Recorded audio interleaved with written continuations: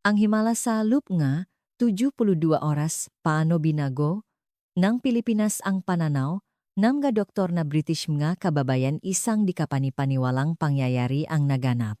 Ito ba talaga ay isang ospital sa Asya? Mas mahusay pa ito kaysa sa mga prestihiyosong ospital sa London.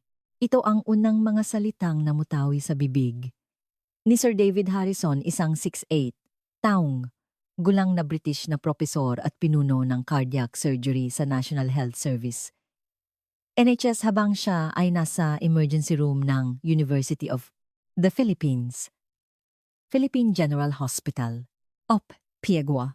Isang grupong 15 doktor mula sa Britanya na matatak na naniniwala na ang sistema ng kalusugan ng Amerika ang pinakamahusay sa buong mundo ang napilitang mag-emergency landing sa Ninoy Aquino International Airport Naya dahil sa epekto ng isang pagsabungang bulkan habang pauwi. Sila mula sa isang kumprensya American Heart Association. Dito nagsimula ang sunod-sunod na mga pangyayaring hindi nila inaasahan. Alam niyo ba ang mga haligi nge? Medisina nge? Britanya sa loop lamang nge. 72 oras na pamamalagi sa Pilipinas ay tuluyang nagbago ngeng kanilang pananaw. Mula sa kanilang pagkamangha sa sistema ng kalusugan sa paliparan sa malahimalang sistema na nasaksihan nila sa ambulansya hanggang sa serbisyong medikal na nakasentro sa pasyente na naranasan nila sa ospital. 40 taon na akong naglilingkod sa NHS ngunit ngayon lang ako nakakita ng ganitong sistema ng kalusugan. Dapat matuto ang Britanya sa Pilipinas. Ang masalitang, ito mula sa isang emeritus professor ngeng University of London Medical School. Ay yumanik sa buong komunidad ng medisina sa Britanya. Ano nga ba ang kanilang nakita sa Pilipinas? Bakit ang nga doktor na buong buhay nananiwala na ang sistema ng kalusugan? Grita niya ang pinakamahusay. Ay biglang nagsimulang purihin ang sistema ng Pilipinas. Pakinggan natin ang detalyadong salaysay ni Maria Cruz, isang medikaw interpreter sa LUBNG. 15 taon na direktang kasama sa lahat ng masandaling ito. Bago tayo magsimula, kung maaari ay pakilike at subscribe sa channel na ito. Malaking tulong ito sa pagpapakalat ng makwento tungkol sa Pilipinas. Magandang araw, ako si Maria Cruz. Sa nakalipas na 15 taon nagtrabaho, ako bilang isang medical interpreter pabalik-balik sa pagitan ng Pilipinas at Britanya. Ipinanganak ako sa London, anak ng isang Pilipinang ina at isang British na ama. Ang aking lakas ay ang malalim na pag-unawa ko sa sistema ng kalusugan ng parehong bansa. Marami na akong madoktor na British na ginabayan sa mga pasilidad na medikal sa Pilipinas, ngunit ang aking karanasan noong Abril nga, nakaraang taon ang nananatiling pinaka-espesyal sa aking buong karera bilang interpreter. Noong araw na iyon inihatid ko ang isang grupo ngang 15 doktor sa Heathrow Airport. Ang kanilang average na edad ay mahigit 60 at lahat sila ay makilalang doktor na may mataas na posisyon sa iba't ibang larangan sa NHS. Pinanggungunahan ni Professor Sir David Harrison ng Cardiology kasama sina Professor Michael Thompson, isang dalubhasa sa Emergency Medicine, Dr. Emily Clark ng Neurosurgery at Dr. James Wilson ng Pediatrics. Ito ay isang espesyal na grupo ngang magabigatin sa medisina ng Britanya. Sila ay dumalo sa taunang komprensya ng American Heart Association sa Chicago upang paaralan ang nga pinakabagong teknolohiya sa cardiovascular medicine. Matapos ang 5 araw na pag-aral, plano nilang iwi ang kanilang mga bagong kaalaman sa Britanya. Sa orihinal na plano wala akong schedule na makipagkita sa kanila sa Pilipinas. Subalit sa araw ng kanilang pag-alis, isang malakas na pagsabong ng bulkang Eyjafjallajökull sa Iceland ang naganap at ang abo nito na dala ng hangin ay bumalot sa himpapawid ng buong Europa. Ang kanilang eroplano ay nakalipat na sa ibabaw ng Karagatang Pasipiko, ngunit dahil sa pagbabawal sa paglipat sa Buong Europa napilitan silang ilihis ang kanilang destinasyon sa Ninoy Aquino International Airport, isa sa mga pangunahing hub sa Asya. Ipinaalam ng kapitan ang sitwasyon sa mga pasahero at sandaling nabalot ng tensyon ang loop ng eroplano. Ang mga doktor ay hindi may tago ang kanilang pagkabigla sa biglaang pagbabago ng plano. Kinahapunan nakatanggap akong isang agarang tawag. Ang British Medical Association ay humihiling ng isang emergency interpreter dahil sa isang hindi inaasahang pagdating ng grupo sa Pilipinas. Agad akong nagtungo sa Naya upang salubungin sila. Habang nahihintay ako sa labas ang arrival gate medyo nag-alala ako.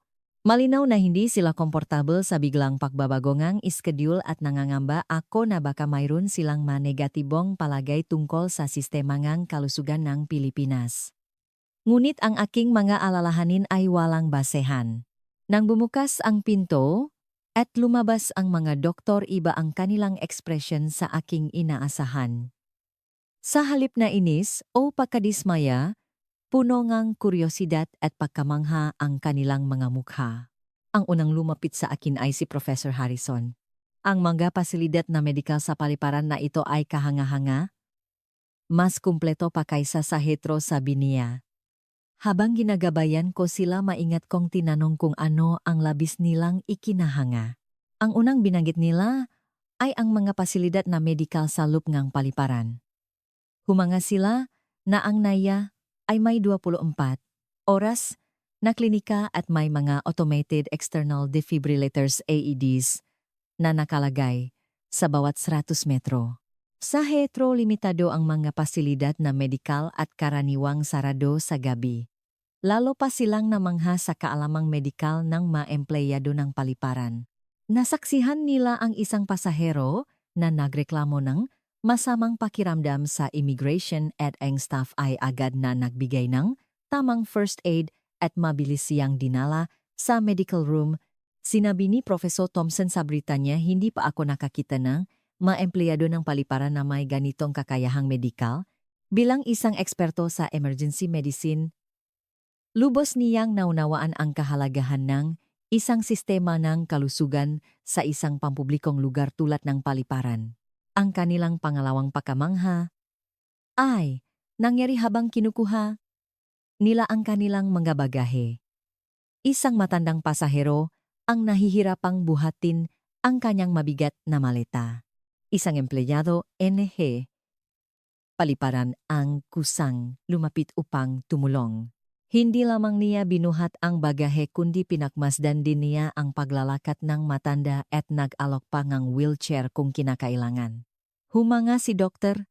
Clark sa kakayahan ng staff na obserbahan ang kondisyon ng isang pasyente na ayon sa kanya ay katangian ng isang healthcare professional. Ang kalinisan sa loob ng paliparan ay isa ring ikinagulat ng mga doktor. Ang antas ang kalinisan ay may halintulad sa isang ospital, lalo na ang masusing pamamahala sa kalinisan ng banyo at hugasan ng kamay. Bilang isang pediatrician, sinabi ni Professor Wilson na lubos siyang humanga sa kalinisan ng mga pampublikong pasilidad sa Pilipinas mula sa pananaw ng pag-iwas sa impeksyon. Ito ay isang antas na hindi maisip sa mapaliparan sa Britanya, aniya. Ang pinakakahanga-hanga sa lahat ay ang sistemang impormasyon. Sa iba't ibang lugar, may mga flowchart na nakapaskil para sa mga medical emergencies na may mga tagubilin sa iba't ibang wika kung paano gamitin ang AED at kung paano tumawa ng ambulansya. Sinabi ni Professor Harrison na hindi pa siya nakakita ng isang pampublikong pasilidad na dinisenyo ng may ganito kalaking konsiderasyon sa aspetong medikal. Pakiramdam niya, ang buong paliparan ay gumagana bilang isang malaking sistema ng kalusugan. Ang kanilang pangatlong pagkabigla ay nagpatuloy habang papunta sila sa kanilang sasakyan. Maging sa terminal ng bus may mga kumpletong kagamitang medikal at may mga anunsyo na ang mga staff ay sinanay sa first aid. Sa loob ng bus bawat hilera ay may emergency button na direktang kumokonekta sa driver. Sinabi ni Professor Thompson bilang isang eksperto sa emergency medicine na ang disenyo ng pampublikong transportasyon na ito na isinasaalang-alang ang mga medical emergencies ay phenomenal. Nang umandar na ang bus, napansin nila ang pag-ugaling nga mapasahero. Nang may isang matandang mukhang masama, ang pakiramdam ko sa siyang pinaupo nga, katabing pasahero at tinanong kung ano ang kanyang kalagayan.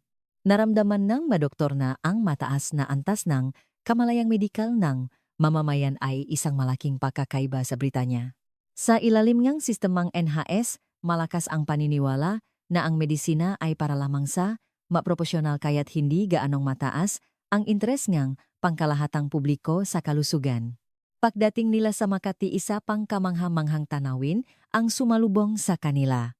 Sa loob, enge mismong istasyon enge bus may klinika at parmasya. Isang sistema kung saan ang mga pasaherong napagod sa mahabang biyahe ay madaling makakakuha ng serbisyong medikal. Humanga si Dr. Clark sa napakadaling access sa serbisyong medikal na tinawag niyang ideal. Gabi na pasado alas 8 nang makarating sila sa kanilang hotel sa Makati. Habang nagche-check-in sila sa front desk, nalaman ang staff na sila ay mga doktor at agad na ipinaliwanag ang nga pasilidad na medikal ngang hotel. Detalyado nilang ipinaliwanag ang tungkol sa 24 tijas, oras na, nurse station mga AED sa bawat palapag, at ang pakikipag-ugnayan sa mga kalapit na ospital. Nagulat si Professor Harrison na ang staff ng hotel ay may ganito kalawak na kaalaman tungkol sa serbisyong medikal. Sa mga hotel sa Britanya, hindi pa ako nakatanggap ng paliwanag tungkol sa mga pasilidad na medikal aniya. Naramdaman niya ang mataas na kamalayan ng buong lipunang Pilipino sa kalusugan. Habang papunta sila sa kanilang nga silid, nakakita sila ng impormasyong medikal sa loob ng elevator. Nakapaskil ang mga contact number para sa emergency impormasyon tungkol sa mga kalapit na ospital at medjing mga pangunahing paraan ng first aid. Sinabi ni Dr. Wilson na nakakabilib ang ganito kaliit na detalye sa paghahanda para sa mga medical emergencies. Nang gabing iyon, habang naghahapunan sa restoran ng hotel, pinag-usapan ng nga doktor ang kanilang nga karanasan sa buong araw. Mula sa paliparan sa transportasyon hanggang sa hotel, lubos silang humanga sa kung paano binuo ang lipunang Pilipino bilang isang sistema na may kamalayan sa kalusugan. Sinabi ni Professor Thompson, ito ay hindi lamang isyung kagamitan kundi pakakaiba sa pananawang buong lipunan sa kalusugan. Habang pinag-usapan nila ang kanilang nga susunod na gagawin, iminungkahi ko na bisitahin nila ang isang ospital sa Pilipinas. Naisip ko na dahil narito na rin sila, magandang pagkakataon ito upang maranasan nila mismo ang sistema ng kalusugan ng bansa. Lahat sila ay nagbakitan ng malaking interes at sinabing kung mari, gusto nilang makita ang emergency medical services. Kinabukasan, dinala ko sila sa University of the Philippines, Philippine General Hospital PGH. Nakipag-ugnayan ako sa ospital ng maga at pumayag silang tanggapin ang pagbisita ng kilalang grupo nga doktor mula sa Britanya.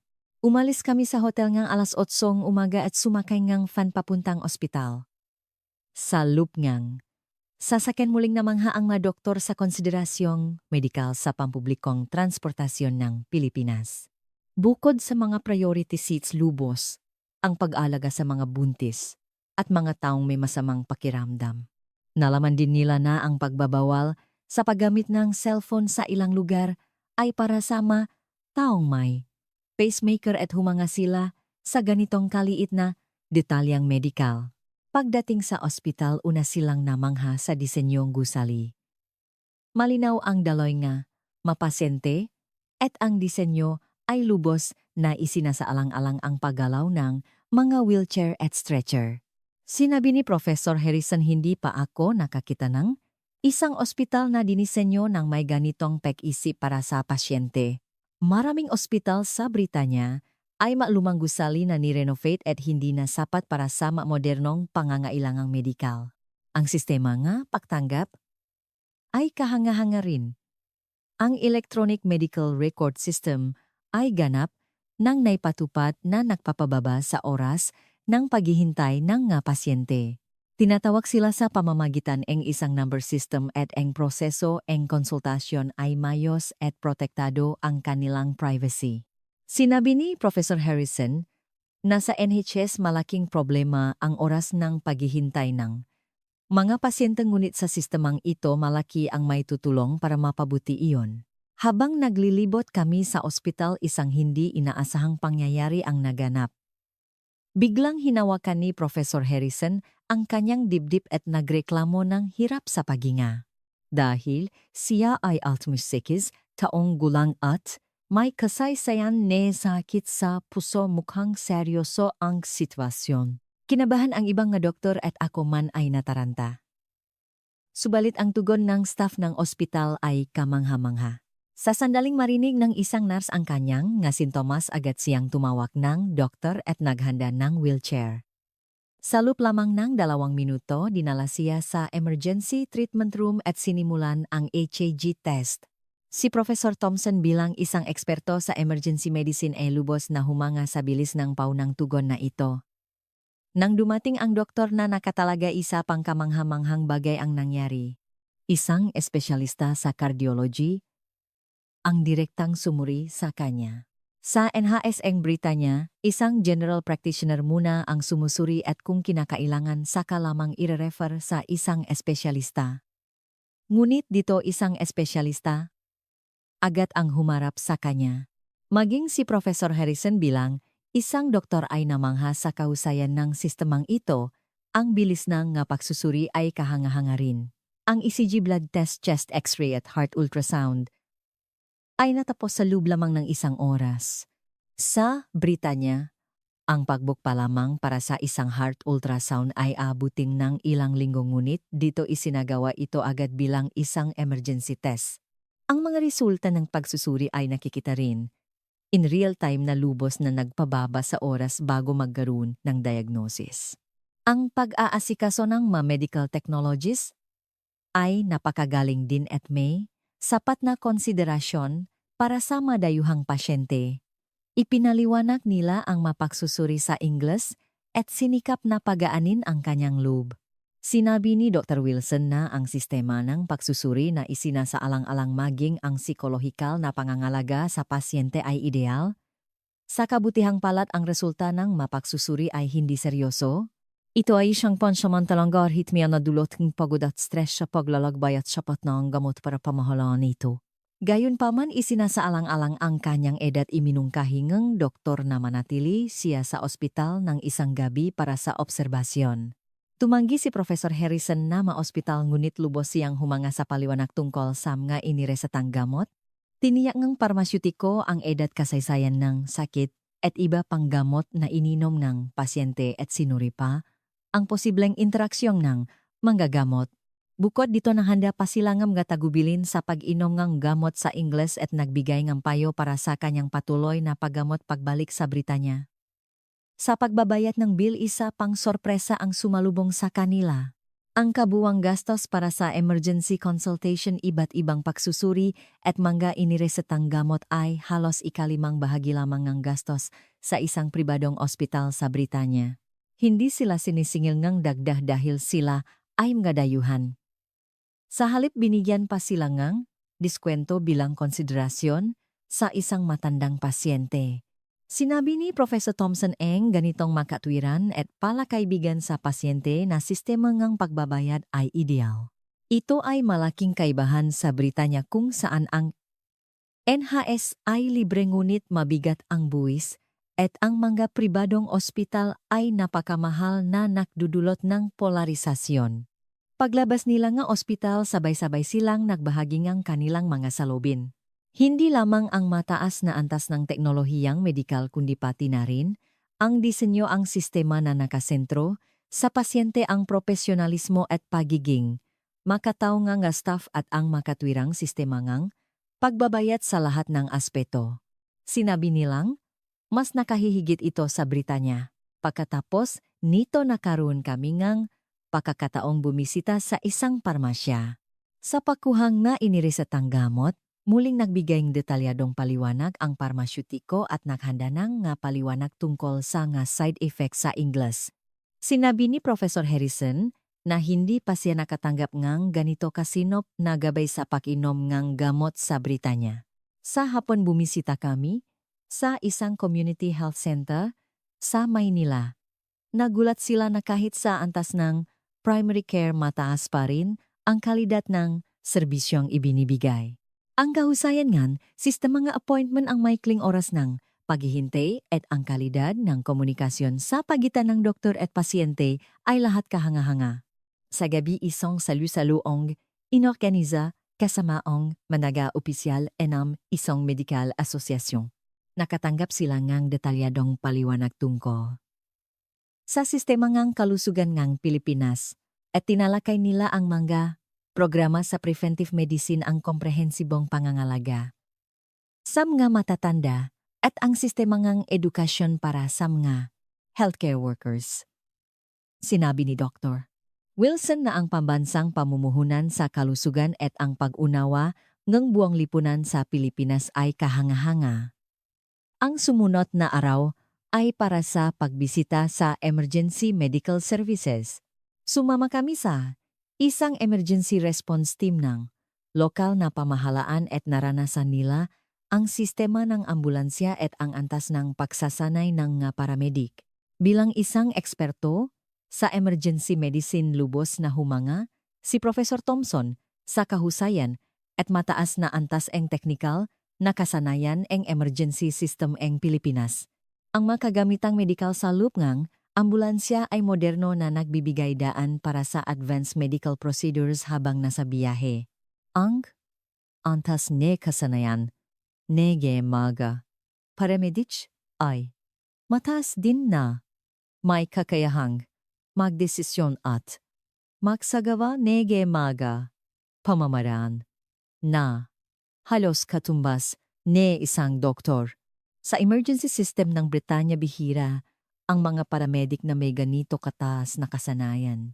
Ang sistema nga, koordinasyon sa mga ospital ay kahanga-hanga rin. Bago pa mandalhin ang pasyente, ang impormasyon tungkol dito ay naipadala na sa ospital kaya't pagdating nila handa na ang lahat para sa tamang paggamot. Sinabi ni Professor Harrison ang ganitong seamless na sistema ng koordinasyon ay ideal. Sa ikatlong araw binisita nila ang sistema ng preventive medicine at health management. Bumisita sila sa isang executive check-up center at naranasan ang komprehensibong sistema ngang pagsusuri sa kalusugan. Sa loob ngang isang araw natapos ang isang kumpletong pagsusuri sa buong katawan at ang paliwanag sa mga resulta ay detalyado. Sinabi ni Professor Harrison na marahil ang pamumuhunan sa preventive medicine ang dahilan ng mahabang life expectancy sa Pilipinas. Bumisita rin sila sa isang pasilidad para sa mga matatanda. Sa isang day service center hindi lamang pangangalaga ang ibinibigay, kundi isang integrated service ng medikal na paggamot at rehabilitasyon. Humanga si Dr. Wilson sa ganitong sistema na nagpapahalaga sa quality of life ng mga matatanda at sinabing dapat itong tularan. Sa umaga ng huling araw isang pangkalahatang pagpupulong ang ginanap sa hotel. Binalikan nila ang kanilang magkakaranasan sa loop ng 3 araw at binigyan ng ebalwasyon ang sistema ngang kalusugan ng Pilipinas mula sa kani-kanilang larangan ng espesyalidad. Lahat sila ay nakaisa sa konklusyon na ang medisina sa Pilipinas ay mas nakahihigit sa Britanya, hindi lamang sa teknikal na aspeto kundi pati na rin sa sistema at sa aspeto ng human resources. Sinabi ni Professor Harrison bilang isang cardiac, surgeon na lubos siyang umanga sa integrasyon ng surgical techniques at patient care sa Pilipinas. Sinabi ni Professor Thompson mula sa pananaw ng emergency medicine na dapat ipakilala sa Britanya, ang kahusayan ng emergency system ng Pilipinas. Pinuri ni Dr. Clark bilang isang neurosurgeon ang pagiging advanced ng mga kagamitang medikal at teknolohiya sa Pilipinas. Habang papunta sa NAIA, patuloy na pinag-usapan nga doktor ang tungkol sa medisina ngang Pilipinas. Sinabi nila na ang karanasan sa loop ngang 3 araw ay malaki ang ipinagbago sa kanilang pananaw sa medisina. Lubos silang humanga na ang konsepto ng patient-centered care sa Pilipinas ay hindi lamang isang ideal kundi isang aktwal na gumaganang sistema. Sa prosesong pag-alis sa paliparan nakpasalamat ang mga doktor sa mga staff. Bagamat hindi inaasahan ang kanilang pamamalagi, naging isang mahalagang pagkakataon ito upang makilala ang medisinang Pilipinas. Ikinatuwa naman ng mga staff ng paliparan na lubos na pinahalagahan ng mga doktor ang medisinang bansa. Sa departure gate ang mga salita ni Professor Harrison sa akin ay hindi ko malilimutan. Sa loob ng 3 araw na ito ang aking pananaw bilang isang doktor ay radikal na nagbago. Maraming dapat matutunan mula sa medisina ng Pilipinas na naghahangad ng kapakanan ng pasyente hindi lamang sa pamamagitan ng teknolohiya kundi sa buong sistema. Pagbalik ko sa Britanya, tiyak na ipakikilala ko ang sistema ng kalusugan ng Pilipinas at gagamitin ito para sa pagpapabuti ng NHS aniya. Habang papalipat ang eroplano patungong London, malungkot na tinitingnan ng mga doktor ang tanawin ng Pilipinas mula sa bintana. Hindi nila inakala na ang isang hindi inaasahang pagdating sa Pilipinas ay magiging isang napakahalagang karanasan. Pagbalik sa Britanya, agad na sinimulan ng mga doktor na ibahagi ang kanilang mga karanasan sa Pilipinas. Nagbigay ng isang espesyal na lecture si Professor Harrison sa Royal College of Surgeons at ipinahayag ang pagiging advanced ng cardiac surgery sa Pilipinas. Nagulat si Professor Thompson sa Emergency Medicine Society tungkol sa emergency system ng Pilipinas na umani ng malaking atensyon. Isang espesyal na artikulo tungkol sa karanasan ng madoktor sa medisina, Pilipinas, ang inilatala sa British Medical Journal na The Lancet. Detalyadong iminungkahi ang dapat matutunan mula sa sistema ng kalusugan ng Pilipinas para sa pagpapabuti ng NHS. Ang artikulo ay binasa hindi lamang ng mga profesional sa medisina kundi pati na rin ng mga politiko at ng pangkalahatang publiko na nagdulot ng malaking debate. Isang special feature din ang ginawa sa programa na BBC tungkol sa kalusugan. Sa pamagat na The Philippine Miracle Lessons for the NHS, detalyadong ipinakilala ang sistema ng kalusugan ng Pilipinas na nakasentro sa mga testimonya ng doktor. Nakamit ngang programa ang mataas na ratings at pinalaki ang interes ng mga mamayang British sa medisina ng Pilipinas. Sa British Medical Association, isang komite para sa pag-aral ng medisina ng Pilipinas ang itinatag. Bilang chairman, sinimulan ni Professor Harrison ang isang detalyadong pagsusuri sa sistema ng kalusugan ng Pilipinas at ang posibilidad na i-apply ito sa Britanya. Nagpasya ang komite na regular na bumisita sa Pilipinas para sa patuloy na pagpapalitan ng impormasyon. Kumilos din ang Department of Health ng Britanya. Sinimulan ang pag-aral sa isang NHS reform plan na nakabatay sa sistema ng kalusugan ng Pilipinas at mga konkretong plano para sa pagpapabuti ang binuo lalo na sa larangan ng emergency medicine at preventive medicine. Pinag-aralan din ang paglagda sa isang UK-Philippines Medical Cooperation Agreement at mga programa para sa pagpapalitan ng mga healthcare professionals. Sa pagitan ng dalawang bansa ang binalak. Malaki rin ang naging pagbabago sa edukasyon. Sa University of London, Oxford University, at Cambridge University Medical Schools, mga bagong kurso sa pag-aral ng Philippine Medical System ang itinatag. Sinimulan din ang mga programa kung saan ang mga medical students at trainees ay nagsasagawa ng pagsasanay sa Pilipinas at taon-taon maraming mga batang healthcare professionals ang bumibisita sa bansa.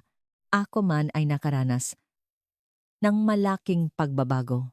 Dahil sa pagiging interpreter ng grupo, naging isang espesyalista na ako sa koordinasyon ng medical exchange sa pagitan ng Pilipinas at Britanya. Ilang beses sa isang taon dinadala ko ang mga medical professionals mula sa Britanya sa Pilipinas at sinimulan ko rin ang pagpapadala ng mga Pilipinong doktor sa mga medical facilities sa Britanya. Makalipas ang isang taon muling bumisita sa Pilipinas si Professor Harrison at ang grupo ng mga doktor. Sa pagkakataong ito, kasama nila ang kanilang nga pamilya at lumahok sila sa isang detalyadong 2 linggong medical research program.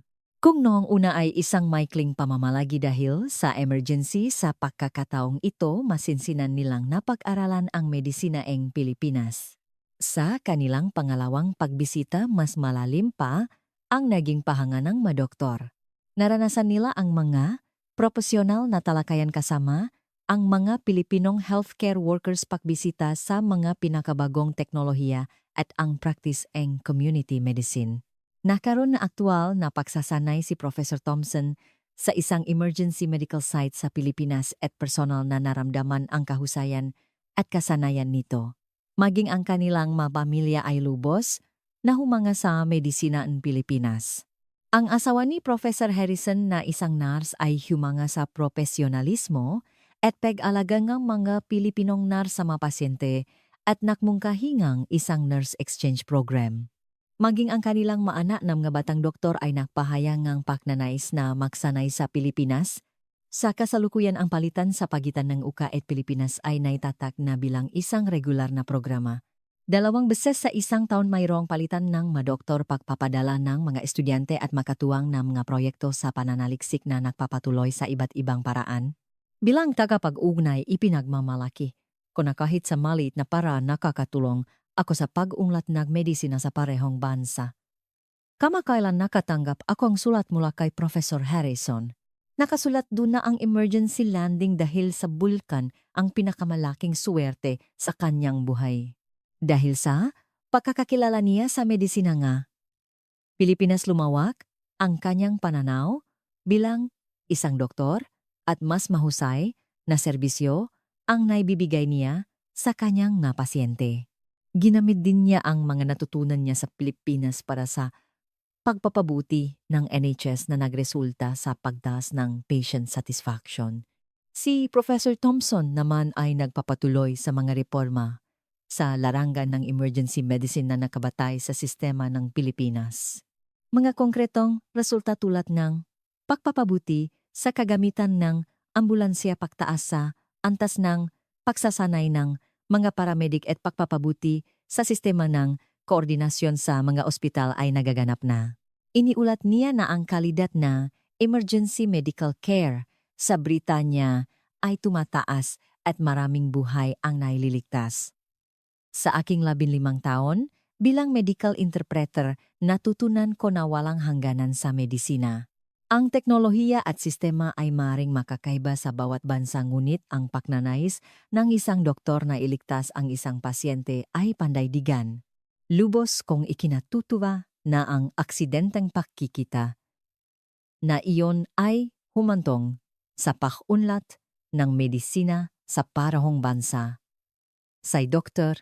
Clark naman ay naglunsad ng isang joint UK-Philippines Research Project sa larangan ng neurosurgery, isang makabagong proyekto na pinagsasama ang pinakabagong pamamaraan ng Pilipinas at ang data ng pananaliksik ng Britanya sa paggamot ng cerebrovascular diseases. May mga magagandang resulta na itong nailatala sa mga medical journals at umani ng internasyonal na atensyon. Inaasahan na malaki ang may tutulong nito sa pagpapabuti ng lagayan ng mga pasyente. Si Dr. Wilson bilang isang pediatrician ay patuloy na may malalim na interes sa pediatric medical system ng Pilipinas. Partikular niyang pinag-aralan ang komprehensibong pediatric emergency care at ang family-centered care system.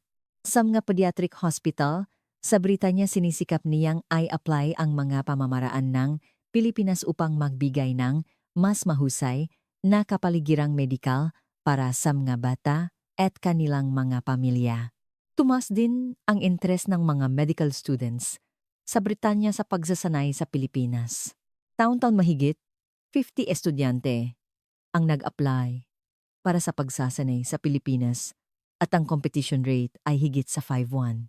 Ang mga estudyanteng nakapagsanay sa Pilipinas ay nagsasabing ito ay isang napakahalagang karanasan. Hindi lamang sa technical na aspeto kundi pati na rin sa pakikitungo sa mga pasyente, ang kahalagahan ng team medicine at marami pang iba ang kanilang natutunan bago bumalik sa Kabilang banda dumarami rin ang mga Pilipinong doktor na nagsasanay sa Britanya. Nakakakuha sila ng mga karanasan na tanging sa Britanya lamang matatakpuan tulad ng malakihang operasyon NHS at pag-asikaso sa iba't ibang uri ng pasyente. Nararamdaman ko na sa pamamagitan ng pag-aral ng mga healthcare professionals ng parehong bansa sa isa't isa, ang kalidad ng medisina sa bawat isa ay tumataas. Ang pinakakahanga-hanga ay ang reaksyon ng pasyente. Sinasabi ng mga doktor na British na naksanay sa Pilipinas na nakbago ang kanilang pakikitungo sa mga pasyente. Isinasagawa nila ang mga natutunan nilang pamamaraan sa Pilipinas tulad ng mas masinop na paliwanag, mas detalyadong pag-alaga at suporta mula sa buong team para sa pasyente. Sa mga patient satisfaction surveys partikular na mataas ang rating ng mga doktor na ito. Sa British Medical Association, isang certification system na tinatawag na Philippine Medical Training Graduate ang itinatag. Ito ay isang espesyal na kwalifikasyon para sa mga doktor na nakakumpleto ng isang tiyak na panahon ng pagsasanay sa Pilipinas at mataas ang pakilala dito sa larangan ng medisina. Ang mga doktor na may ganitong kwalifikasyon ay kinikilala bilang mga espesyalista sa patient-centered care. Ako mismo sa nakalipas na 5 taon ay nagsimulang gumawa ng mga gaway na higit pa sa pagiging interpreter. Itinatak ko ang isang UCA Philippines Medical Exchange Foundation upang mas organisadong may sulong ang medical cooperation sa pagitan ng dalawang bansa. Mula sa mga medical agreement sa antas nga gobyerno hanggang sa mga individual hospital exchanges, malawak na proyekto ang aking kino-coordinate. Kamakailan naging aktibo rin ang palitan hindi lamang sa teknolohiyang medical kundi pati na rin sa magalarangan ng medical management systems at medical economics. Ang mahusay na sistema ng kalusugan ng Pilipinas ay nagbibigay ng malaking inspirasyon para sa pagbawas ng gastos sa kalusugan sa Britanya. Sa kabilang banda, ang teknolohiya sa pagsusuri ng medical data ng Britanya ay nakakatulong sa pagpaplano ng patakarang pangkalusugan ng Pilipinas. Sa panahon ng pandemya, pansamantalang nalimitahan ang medical exchange sa pagitan ng dalawang bansa, ngunit ang online exchange ay mabilis na umunlad. Mga bagong paraan ng medical exchange tulad ng remote surgical observation, online case conferences at webinars ang nabuo. Naging possible na magbahagi ng kaalamang medical in real time na lampas sa pisikal na distansya. Sa kasalukuyan, si Professor Harrison ay nanunungkulan bilang Pangulong Royal College of Surgeons at Petuloy na nagsusumikap para sa karagdagang pag-unlad ng UK Philippines Medical Exchange. Sa bawat pangkalahatang pagpupulong lagi, niyang binabanggit ang tungkol sa medisina ng Pilipinas at hinihikayat ang mga batang doktor na magsanay doon. Dahil sa kanyang impluensya, ang pagsasanay sa Pilipinas ay naging parang isang status symbol sa mga surgeon sa Britanya. Si Professor Thompson naman ay kasalukuyang nagsisilbing advisor sa Emergency Medical Improvement Project ng World Health Organization WHO. Ginamit niya ang know-how sa emergency systems na natutunan niya sa Pilipinas para sa pagpapabuti ng emergency medical care sa iba't ibang bansa sa buong mundo. Partikular niyang isinusulong ang pagpapakilala ng Philippine model sa pagbuwang ng emergency system sa mga developing countries. Ang pinakaikinatutuwa ko ay ang ngitingang pasyente. Ang mga pasyenteng ginamot ng mga doktor na British na naksanay sa Pilipinas ay malinaw na mas mataas ang antas ng kasiyahan. Hindi lamang sa salita kundi pati na rin sa kanilang ekspresyon at kilos, ramdam ang malalim na pag-alaga sa mga pasyente. Naniniwala ako na hindi lamang ang pag-unlad sa teknolohiyang medikal ang naipapasa kundi pati na rin ang init ng pagiging makatao. Ang UCA Philippines Medical Exchange na nagsimula sa aksidenteng pagkikita 5 taon na ang nakalipas ay naging isang mahalagang bahagi na ngayon ng medical community ng parehong bansa.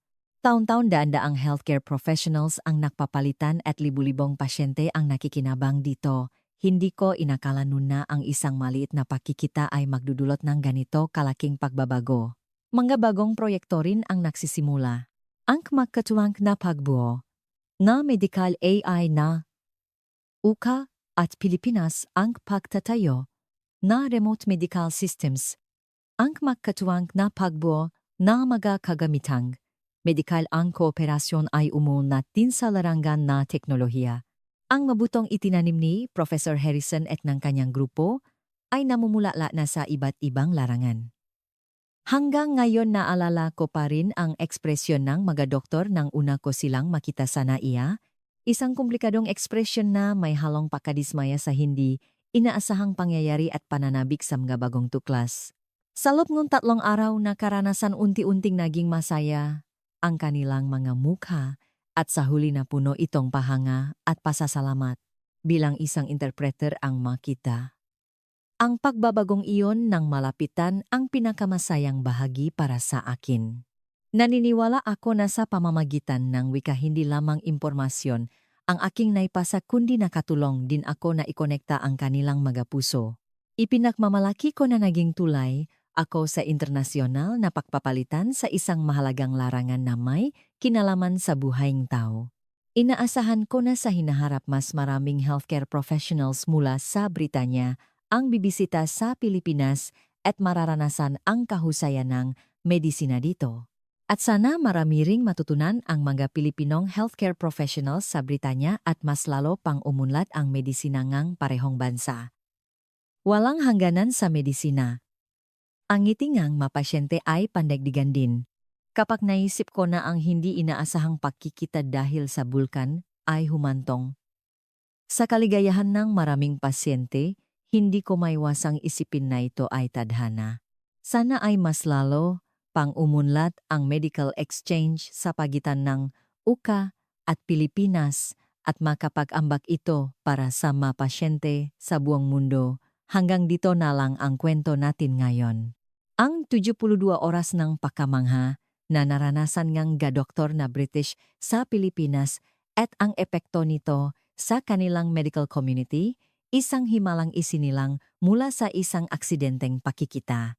Ano ang masasabi ninyo? Mag-iwan ng komento ng suporta para sa mabida ng ating kwento.